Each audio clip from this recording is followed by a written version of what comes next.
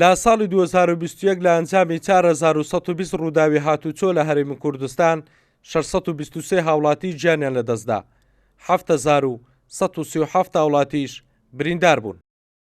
لە ئێستا لە هەرێمی کوردستان زیاتر لە 1,967,000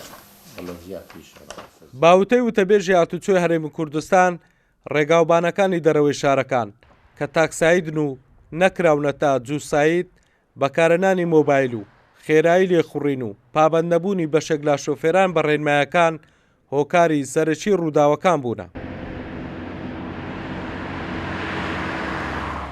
لە 2021 بەداخەوە زیاتر لە 623 هاوڵاتی گیان لەدەستدا و زیاتر لە 7,137 هاوڵاتیش بریندار بوو بەداخەوە. تەنها لە 2 مانگی ئەم ساڵ 552 ڕووداوی هاتوچۆ لە هەرێمی کوردستان ڕووی داوە، بۆ هۆیشەوە 50 هاوڵاتی گیانی لەدەستداوە، 889 هاوڵاتیش بریندار بوونە. ئەم 2 مانگی ئەم ساڵ 50 هاوڵاتی گیان لەدەستداوە بەداخەوە و زیاتر لە 850 هاوڵاتیش بریندار بووە.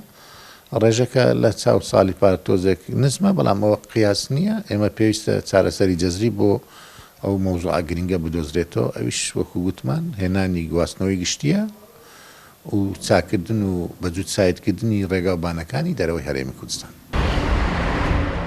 باجۆرەی دوایین ئاماری هاتوچۆی هەرێمی کوردستان ژمارەی ئۆتۆمبیلە تۆمارکراوەکان 1,995,727 ئۆتۆمبیلن، جگە لە ئۆتۆمبیلی سەربازی و بێسەرەتاکان.